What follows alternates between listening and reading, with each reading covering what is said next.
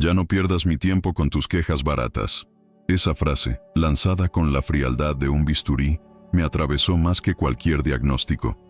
Estaba sentado frente a él, en ese consultorio iluminado con lámparas fluorescentes que hacían ver todo aún más cruel, y por un instante creí que no había escuchado bien. El olor penetrante a alcohol y desinfectante no lograba tapar el hedor de su indiferencia. Sentí que la sangre me abandonaba las manos. Mis dedos temblaban sobre la carpeta que contenía mis estudios médicos. Esos mismos papeles que durante 10 años había llevado con disciplina, creyendo en su palabra como en un dogma. El silencio fue pesado, tan espeso que parecía ahogarme. Me limité a mirarlo a los ojos, intentando descifrar en ellos alguna señal de humanidad. No había nada. Mi nombre es Martín. Tengo 42 años y soy contador en la Ciudad de México. Casado durante 17 años, padre de una hija de 9.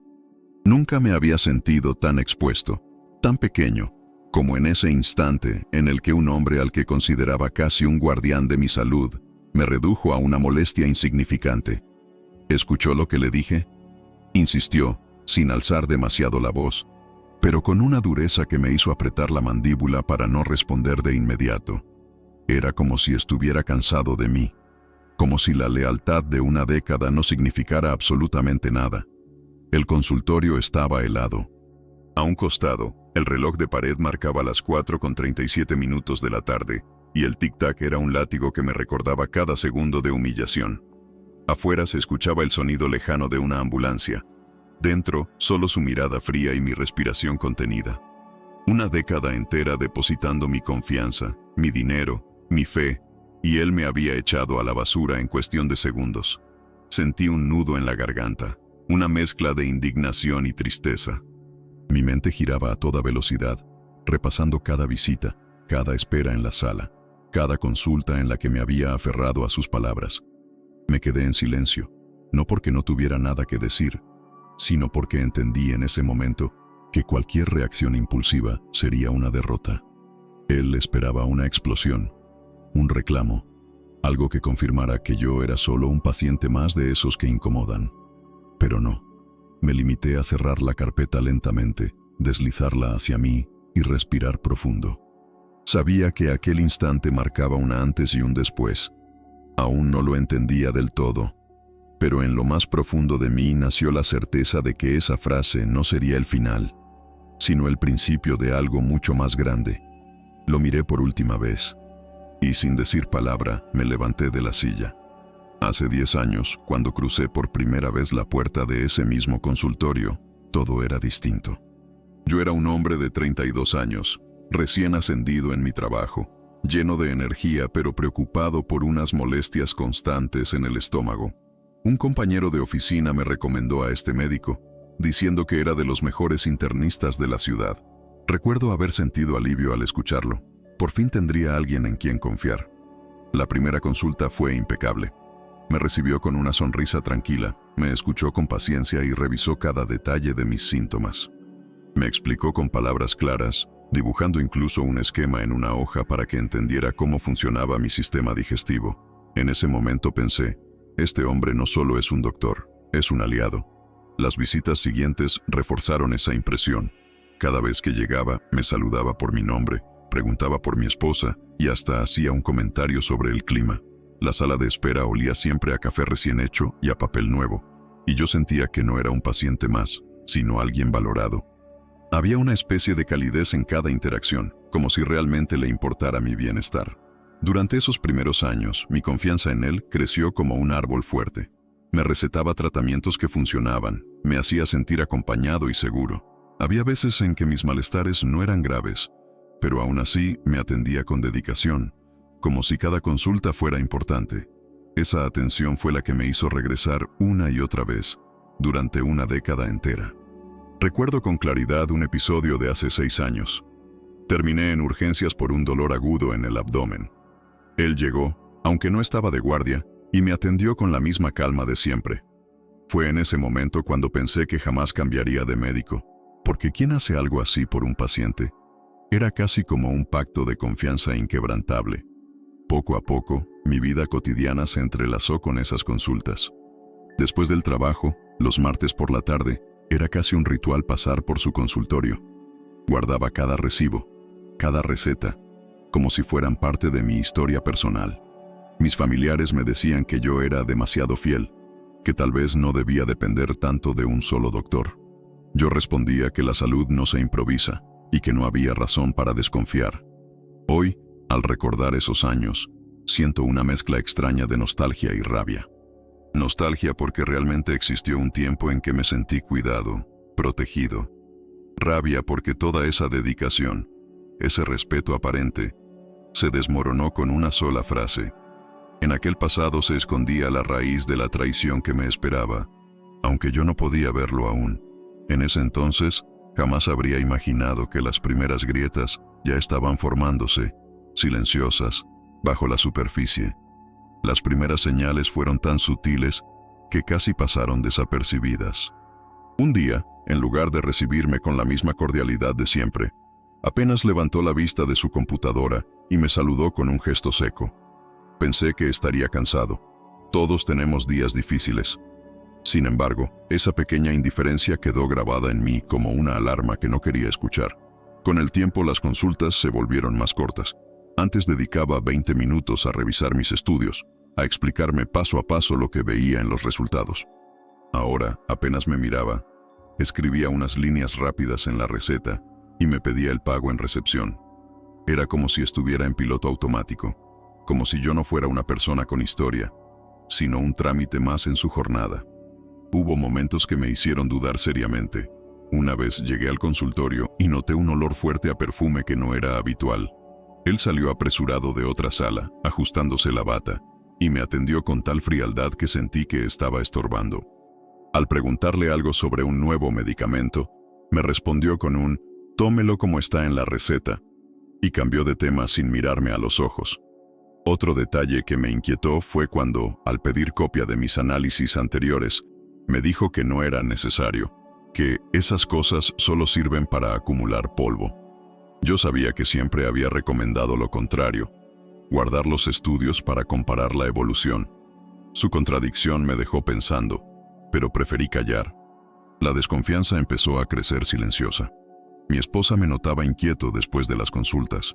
¿Seguro que sigue siendo el mismo médico de antes?, me preguntaba. Yo defendía su prestigio, me aferraba a la idea de que la confianza de 10 años no podía desmoronarse tan fácilmente.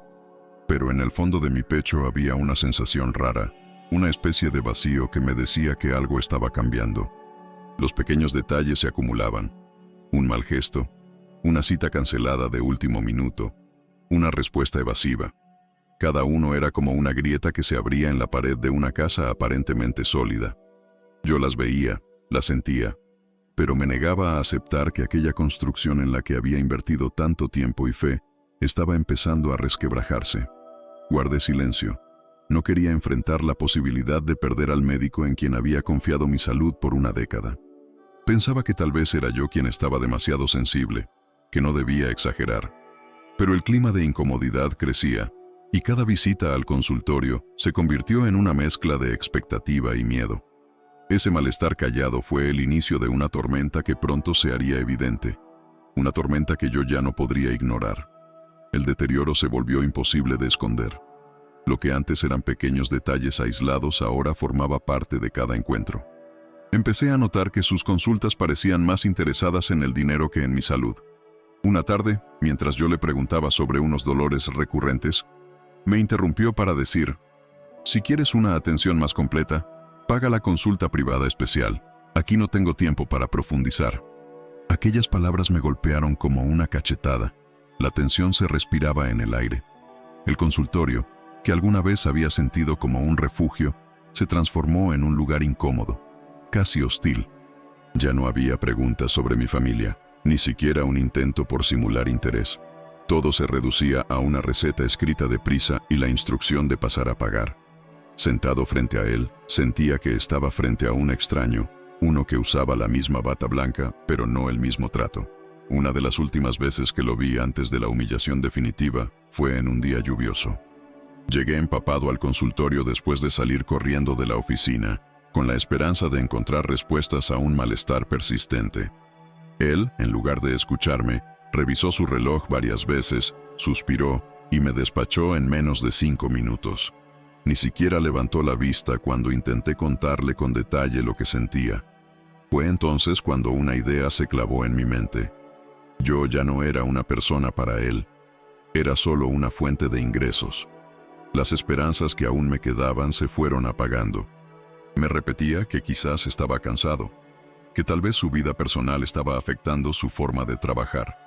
Me aferraba a esa excusa para no aceptar la realidad. Después de tantos años, yo ya no era su prioridad. Recuerdo especialmente una conversación corta, seca, que me dejó helado. Le pregunté: «Doctor, ¿cree que debo hacerme otro estudio para estar seguro?». Él me miró apenas un segundo y respondió: «Si quiere gastar su dinero, hágalo, pero no lo veo necesario». Esa frialdad me perforó. No era el mismo hombre que hace años había tomado un papel y un lápiz para explicarme con paciencia cómo funcionaba mi organismo. Algo se había roto definitivamente.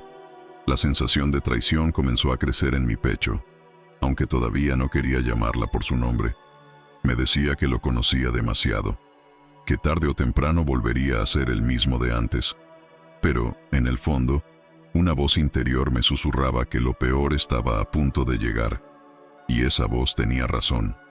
La siguiente vez que crucé la puerta de su consultorio, ya no habría espacio para excusas. Entré al consultorio con la esperanza, pequeña pero viva, de que todo mejorara. Llevaba mis estudios más recientes en una carpeta azul, la misma que me había acompañado durante 10 años. Me senté frente a su escritorio, esperando que levantara la vista y me saludara. No lo hizo. Estaba revisando unos papeles con desinterés, como si mi presencia fuera una carga más en su rutina. «Doctor, sigo con los dolores. Cada vez son más frecuentes», dije con voz baja, intentando sonar calmado. Él levantó los ojos apenas un instante, sin mirarme de verdad, y con un tono cortante soltó: «Ya no pierdas mi tiempo con tus quejas baratas». El mundo se detuvo. Esa frase, lanzada con la misma frialdad de un bisturí mal afilado, me dejó helado. Por un segundo creí que había escuchado mal, que era un mal chiste. Pero no. La dureza en su rostro me confirmó que hablaba en serio. El ambiente en el consultorio se volvió insoportable. El aire olía a desinfectante y metal, pero lo único que podía percibir era el sabor amargo de la humillación en mi boca. Afuera, el ruido lejano del tráfico contrastaba con el silencio absoluto que quedó entre nosotros. Me quedé inmóvil, con los papeles aún en la mano. Sentí como mis palmas sudaban, como mi respiración se aceleraba. Una década de confianza, de fidelidad, de respeto ciego, reducida a un insulto en cuestión de segundos. Él no se molestó en explicar, ni en suavizar lo que había dicho. Simplemente siguió hojeando mis análisis como si fueran basura. Cada segundo que pasaba aumentaba la sensación de traición. En mi mente se acumulaban las imágenes de años de espera en su sala, de conversaciones amables, de noches en las que confié en su criterio para dormir tranquilo. Todo eso se convertía en cenizas. Quise responder, gritar, reclamar, pero algo dentro de mí me detuvo. Mis labios se apretaron, mis palabras se ahogaron en la garganta. Descubrí que mi silencio pesaba más que cualquier grito. El reloj de la pared marcaba las 5:12. Cada tic-tac era un recordatorio cruel de que estaba perdiendo tiempo con un hombre que ya no merecía ni un segundo más de mi vida. Al mirar a mi alrededor, vi las paredes blancas, impersonales, las mismas que tantas veces me dieron calma. Ahora eran testigos mudos de una traición. Sentí que ese lugar, alguna vez refugio, se había convertido en una cárcel emocional. Cerré la carpeta azul con un movimiento lento, casi ritual. Guardé mis papeles como quien protege un tesoro que ya no pienso compartir. Lo observé por última vez, buscando en su rostro algún signo de arrepentimiento. No encontré nada, solo indiferencia. Ese día entendí que había cruzado un umbral sin retorno. Lo que vino después no fue resignación, sino un silencio cargado de algo mucho más poderoso. Salí del consultorio con el corazón acelerado, pero con el rostro inexpresivo. No derramé una lágrima, no levanté la voz, no le di el gusto de verme derrotado. Por dentro, Ardía una tormenta de rabia y dolor. Por fuera, mantenía una calma fría que me sorprendió a mí mismo. Caminé por el pasillo blanco del edificio médico con pasos firmes, casi mecánicos. En mi mente repetía la frase que me había lanzado: no pierdas mi tiempo con tus quejas baratas. La masticaba una y otra vez, como un veneno que en lugar de matarme, me estaba fortaleciendo. Cuando llegué al estacionamiento, me quedé dentro del coche con las manos apretadas contra el volante. El silencio era absoluto. No encendí el motor de inmediato. Solo respiré hondo, conteniendo esa mezcla de indignación y tristeza que amenazaba con desbordarse. Decidí no contarle nada a mi esposa en ese instante. No quería que la rabia hablara por mí. No quería palabras impulsivas que luego no pudiera sostener. Esa noche en casa cenamos como siempre. Hablamos de nuestra hija y de la escuela, y yo fingí normalidad. Por dentro, sin embargo, sentía que algo irreparable había ocurrido. Esa estrategia de silencio se convirtió en mi refugio. No iba a reaccionar con gritos ni con reclamos vacíos. No iba a suplicarle respeto a alguien que ya me lo había negado. Al contrario, cada palabra que no dije se convirtió en un ladrillo de un muro invisible que estaba empezando a construir. Guardé cuidadosamente la carpeta azul con mis estudios en un cajón cerrado con llave. La miré como quien contempla un arma secreta. No era solo un conjunto de papeles. Eran 10 años de pruebas, recetas, diagnósticos y cobros. Cada hoja era un testigo mudo de nuestra relación profesional y ahora se transformaba en evidencia potencial. Me repetía a mí mismo: no lo olvides, no lo perdones, no lo desperdicies. Era como un mantra que me mantenía sereno.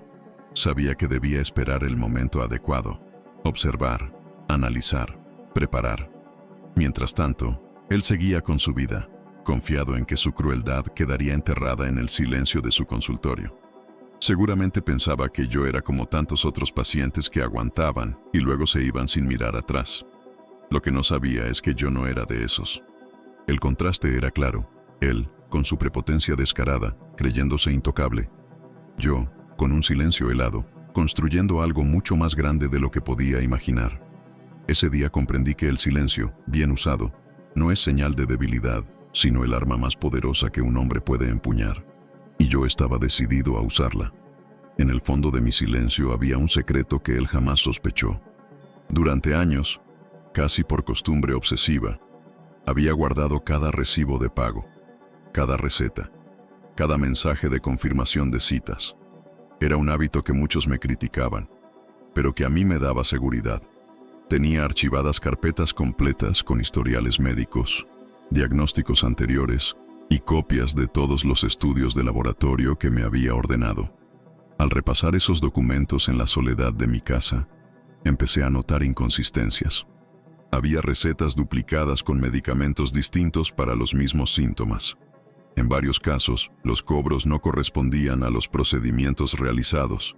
Y lo más grave, encontré errores en diagnósticos que pudieron haber puesto en riesgo mi salud si yo no hubiera buscado segundas opiniones en momentos clave.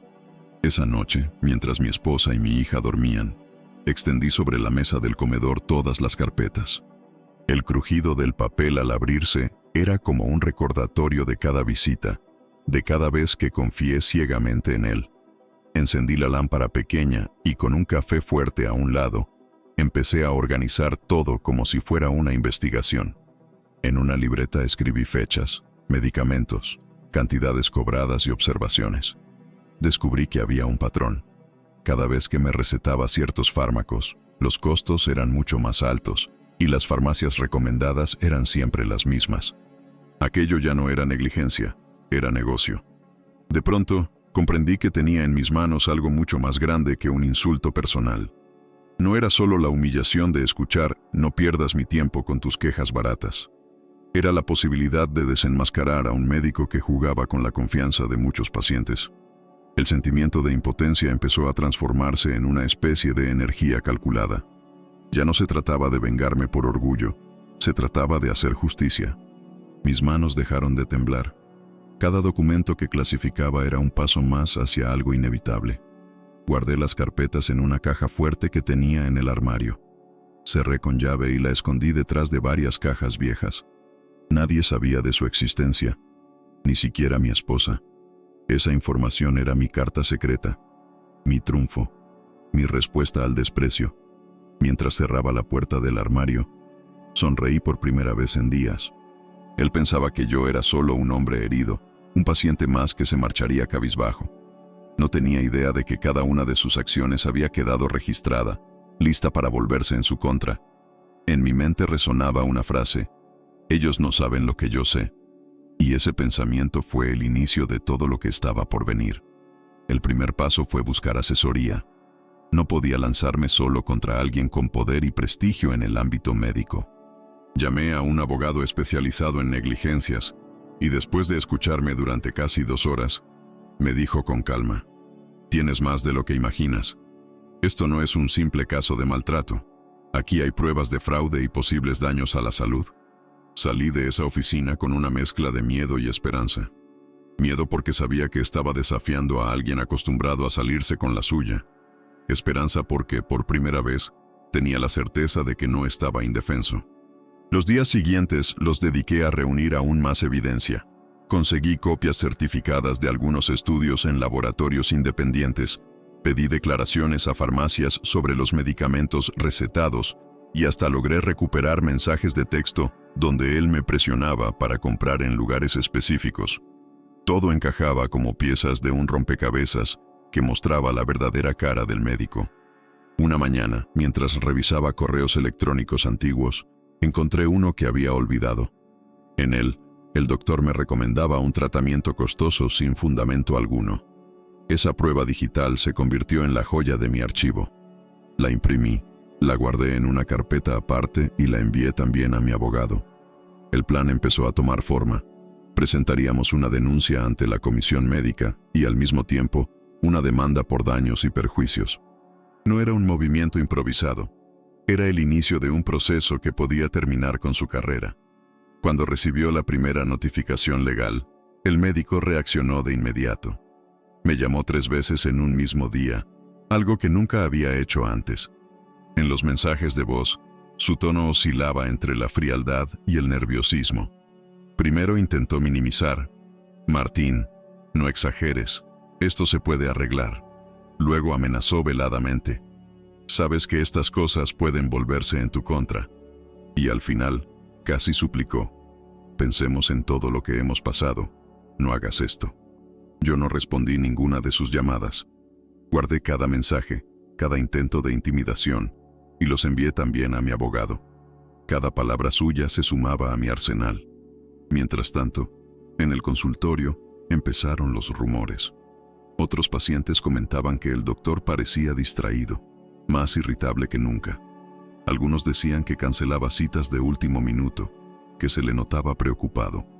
Yo sabía la razón. Su mundo comenzaba a tambalearse. Y yo, desde la sombra, avanzaba con pasos firmes. El plan estaba en marcha, y nada podía detenerlo. El día del enfrentamiento llegó más rápido de lo que imaginaba. La comisión médica convocó a una audiencia formal para revisar la denuncia. Me senté en una sala amplia, con paredes beige y una mesa larga en el centro. Había 3 doctores del comité, mi abogado a mi lado, y frente a mí, el hombre que durante 10 años había sido mi médico de confianza. Vestía traje oscuro, sin la bata blanca que solía inspirar autoridad, y por primera vez lo vi inseguro. El presidente del comité abrió la sesión. Estamos aquí para escuchar las pruebas presentadas por el señor Martín en contra del doctor Ramírez. Mi abogado tomó la palabra y uno por uno colocó sobre la mesa los documentos que habíamos reunido. Recibos duplicados, recetas contradictorias, análisis médicos con errores graves. Luego reprodujo los mensajes de voz donde él intentaba intimidarme. Cada prueba era un golpe certero. El doctor Ramírez intentaba mantener la compostura, pero el sudor en su frente lo delataba. Eso no significa nada, decía una y otra vez. Cuando le mostraron los correos electrónicos con recomendaciones de tratamientos injustificados, perdió el control. Esos documentos están fuera de contexto. Él los está manipulando. Su voz retumbó en la sala, pero nadie le creyó. La serenidad de las pruebas pesaba más que sus gritos. Yo, en cambio, permanecí en silencio. No necesitaba levantar la voz. Mi calma era mi victoria. Miraba al comité. Escuchaba las discusiones y sabía que cada minuto jugaba a mi favor. En un momento, uno de los miembros del comité lo miró directo a los ojos y le dijo: «Doctor, aquí no vemos un simple malentendido. Vemos un patrón de negligencia y de abuso hacia sus pacientes». Ramírez bajó la mirada. Intentó hablar, pero solo balbuceó excusas incoherentes. La imagen de autoridad que había proyectado durante años se desmoronaba frente a todos. Al final de la audiencia, la resolución fue clara: suspensión inmediata de su licencia médica mientras se investigaban a fondo los cargos de fraude y negligencia. Además, quedaba inhabilitado para atender pacientes de manera privada. En la sala se hizo un silencio pesado. Yo respiré hondo. No sonreí, no celebré, simplemente asentí con la cabeza. Después de 10 años, el poder había cambiado de manos. Cuando me levanté para salir, lo vi hundido en su asiento, derrotado, incapaz de sostener la mirada. Y supe que ese era apenas el comienzo de su caída. La vida después de ese día tomó un rumbo distinto. Ya no volví a pisar ese consultorio, ni a ver esas paredes blancas que alguna vez consideré un refugio. Cambié de médico y por primera vez en mucho tiempo sentí que alguien me escuchaba de verdad. No buscaba títulos ni fama, buscaba empatía, y la encontré en un consultorio más sencillo, con un doctor que trataba a sus pacientes como personas y no como números. En casa, la calma también regresó. Mi esposa notó el cambio en mi ánimo, y aunque al principio le oculté lo ocurrido, finalmente le conté toda la historia. Me escuchó en silencio, con lágrimas contenidas, y al final me abrazó con fuerza. «Nunca más permitas que alguien te trate así», me dijo. Ese abrazo selló la certeza de que había hecho lo correcto. Los días volvieron a tener un ritmo normal. Llevar a mi hija a la escuela, trabajar en la oficina, cenar en familia. Sin embargo, algo en mí ya no era el mismo. Había aprendido que la confianza ciega puede ser peligrosa, que incluso alguien con bata blanca puede esconder intereses oscuros. A veces me preguntaba qué habría pasado si no hubiera guardado cada recibo, cada análisis, cada mensaje. Seguramente yo habría sido solo otro paciente humillado, otro número perdido en su historial, pero no fue así. Mi costumbre de registrar todo se convirtió en mi salvación y en el inicio de su caída. Supe, a través de las noticias del gremio médico, que Ramírez enfrentaba más denuncias de otros pacientes que se animaron a hablar después de mi caso. Su reputación, construida durante décadas, se derrumbaba como un edificio mal cimentado, y yo observaba desde lejos, sin necesidad de intervenir más. La justicia seguía su curso. Un sábado por la tarde, mientras caminaba con mi hija en un parque, pensé en todo lo ocurrido. El sol brillaba, el aire era fresco, y en ese instante entendí que había recuperado algo más valioso que mi dignidad.